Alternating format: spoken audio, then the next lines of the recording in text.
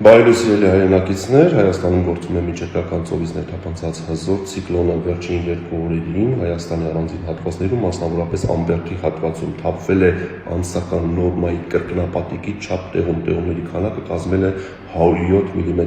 իսկ եթե համեմատենք Երևանի ամսական նորմայի հետ, թափվել է Երևանի մարտ ամսվա ամսական նորմայի մոտ եռապատիկը, որը շատ մեծ քանակություն է։ Այսօր ողջ օրվա ընթացքում ժամանակ առ ժամանակ տեղումները շարունակվելու են։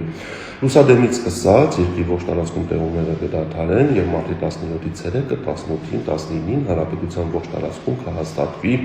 առանց տեղումների եղանակ, կլինեն հրաշալի գարնանային օրեր, օդի ջերմաստիճան այսօր ցերեկվանից սկսած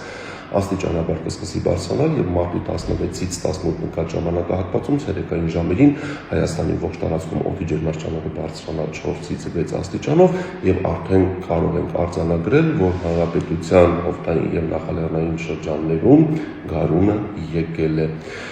Մարտի 19-ին ուշ երեկոյան ժամերին եւ մարտի 20-ին Հայաստանին մոտենում է հերթական ցիկլոնը կրկին միջերկրական ծովի շրջաններից, այնպես որ մարտի 19-ին ուշ երեկոյան եւ մարտի 20-ին հանրապետության ողջ տարածքում տեղումները կվերսկսվեն, լեռնային շրջաններում կրկին ձյուն կտեղա, իսկ օդային եւ նախալեռնային շրջաններում սպասվում է անձրև։